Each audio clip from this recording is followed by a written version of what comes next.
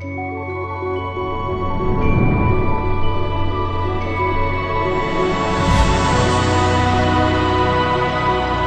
South African Society for Cooperative Education, in the drive for a learner-integrated, all-inclusive, global cohesive systems, hosts in partnership with Richfield College, South Africa, before its stakeholders, educators, learners, and members of the media in Umhlanga, north of Durban, today. Thank you, Dr. Suni. Congratulations to your team. On behalf of Kawapop, the Kawapop can just raise his hand there. On behalf of Kawapop, the president of SASC, I want to extend a very warm and cordial welcome to you to this cocktail evening that's being hosted by Richfield Graduate Institute of Technology. Feel free.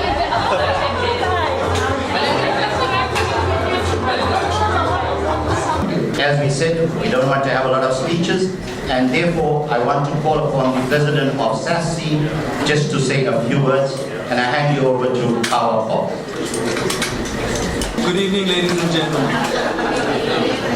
I'm so glad that you guys are still with us, not just in spirit, but in mind as well. So Mr. Ramnana, thank you so much for affording this opportunity. Today we were filled with a program, or rather, yes, we were filled with a program, that only afforded a select few people an opportunity to speak, and the rest of us had to listen. Tonight is what this conference is absolutely about. Tonight is your opportunity to speak, it's your opportunity to share with each other across faculties, across disciplines, across institution types, across research areas, across interests, across countries and borders. Tonight is what this conference is about, ladies and gentlemen. And Jay, thank you for making this possible for us. Could I please ask you to afford Richfield and specifically the CEO, Jay Ramnala, a round of applause to show our appreciation. Just call upon the CEO of Richfield to say a few words.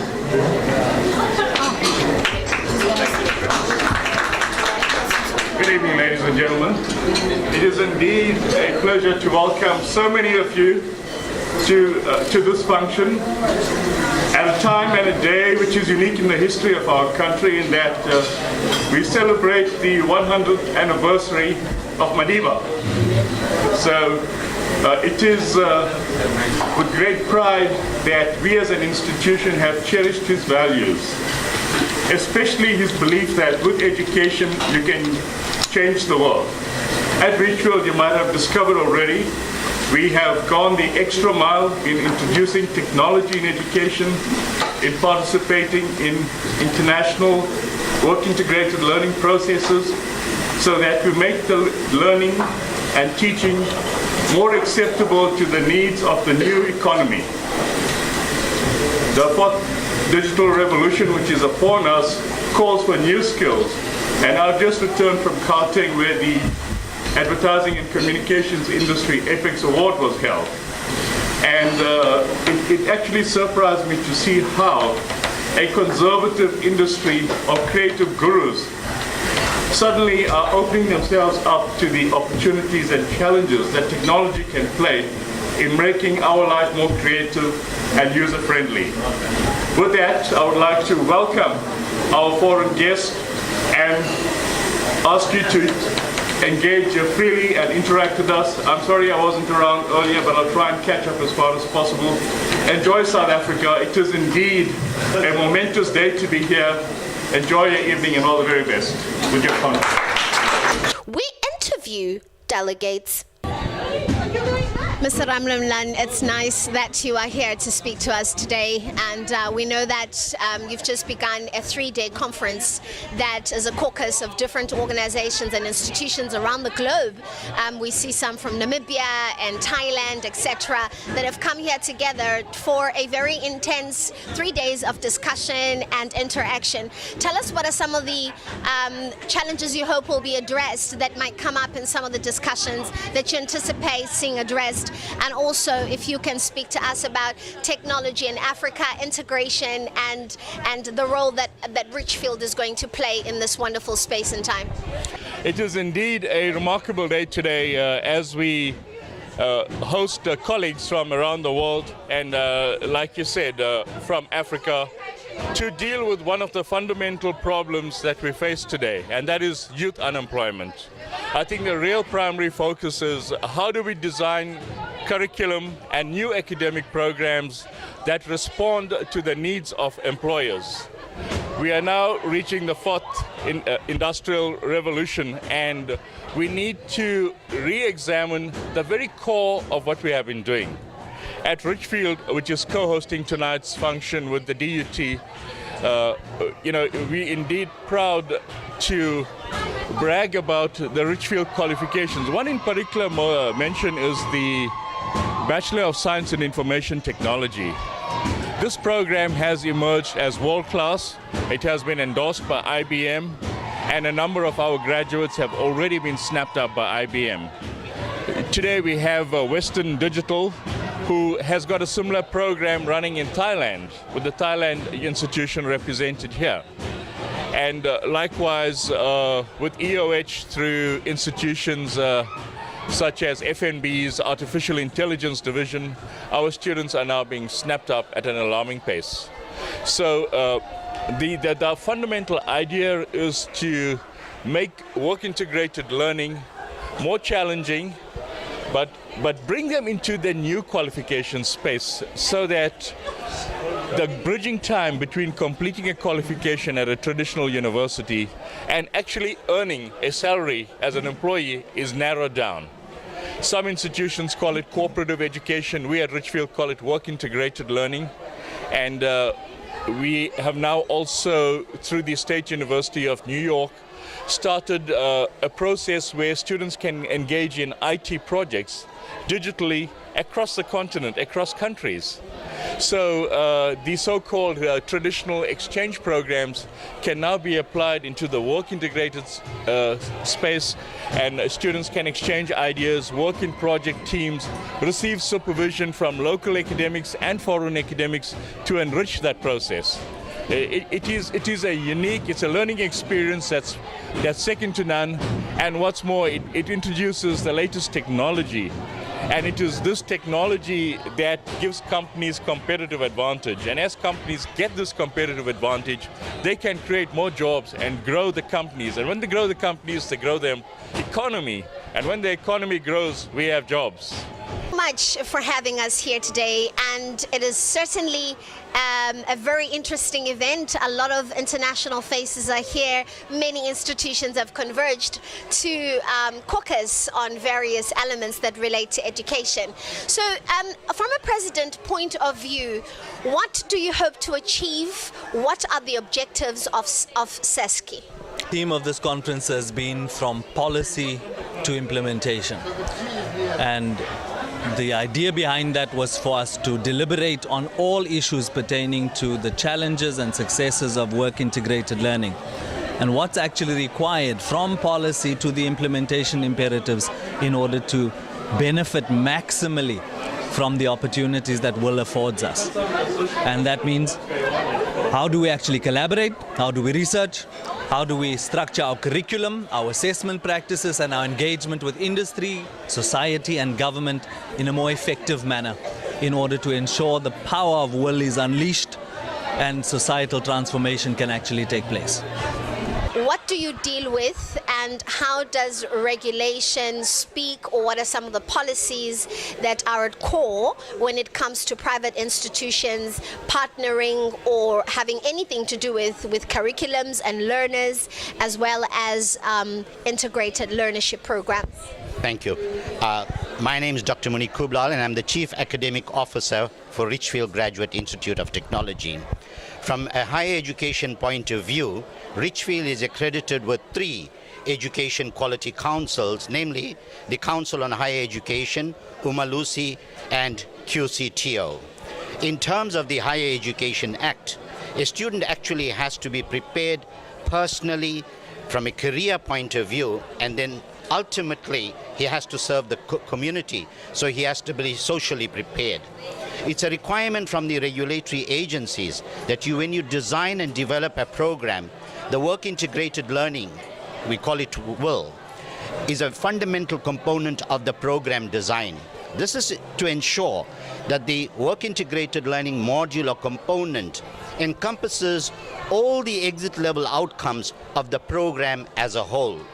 Therefore, we have to ensure that the outcomes of the work integrated learning program is designed in such a way that it takes the needs of the learner, the institution, and the employer into account.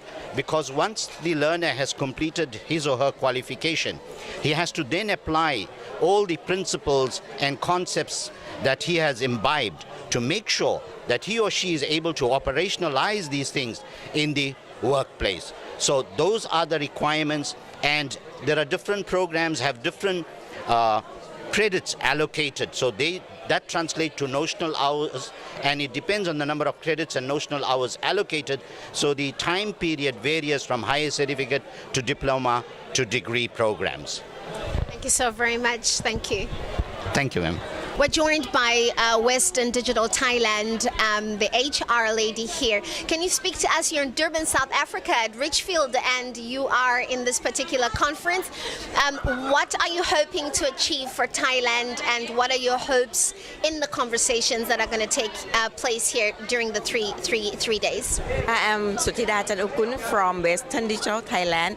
I'm from HR department. I'm take care of student internship and cooperative education.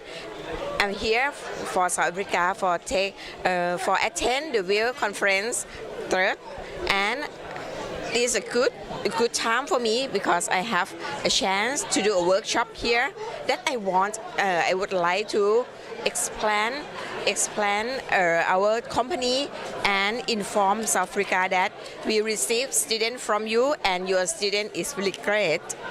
Yeah. What are the challenges that you have in Thailand when it comes to placing students in companies for internship and experience? What are some of the challenges you have in Thailand, and are you aware of the challenges that they have here in South Africa? What are the differences?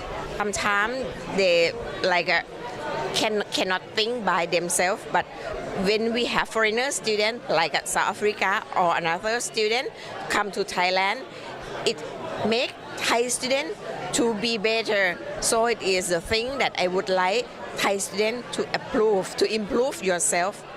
Yeah. Awesome. Thank you so much and take care. Yeah, take care. Thank you. It's lovely to have you in South Africa. I do hope that you are enjoying it here so far. So in the space of technology, much is happening in the globe and particularly in the African continent, and there's a dire need for a change of programs that are more strategic and that speak to this particular time and era. What has the University of Namibia done in its curriculum that speaks to this very need to address it so that the learners are able to best integrate and fit into this technology era that we're in? Okay, I'm Enzi, as I was introduced. That's a very good question, and which is a concern to us in terms of the curriculum, because as you said, we are really moving into, or we are already in the technological era. So, and it seems like most of our curriculums are theoretically based. And for that reason, it really calls to incorporate a lot of technology into our curriculums. If I, for instance, let me take a smaller, like as in a small example, if I look into our own curriculum, like as in the human resources management, for example, there is not so much of technological systems that are used in the industry that we have incorporated in the curriculum. So those are the areas that we have to look into. But then I think to a certain extent, WIL, or the work integrated learning, takes that into account for the fact that as much as we teach theory, they would go out into the industry and get exposed to all these technological systems that are used in the workplace. So through WIL, we are striking a balance between what we offer and what the industry, for instance, exposes them to in terms of technology. Do you have systems where we have CETA here in South Africa that typically would pay for the learners during that period of time, that 2-year or 1 year or 6-month internship program? What are some of the products that you have there in Namibia that assist learners to being able to actually get paid within that period of time? WIL is not paid, it's not funded at the moment, okay? And that has been a complaint that was raised, or that is being raised by a lot of students. And the government, there was a circular that came from the government that students will be paid as from, let me say, from April, I think. So I'm sure our government is looking into it, but it's not funded at the moment yet. So students will go out and they will do that, like as in for free, yeah. Thank you so very much and enjoy your stay. Okay, thank you so much.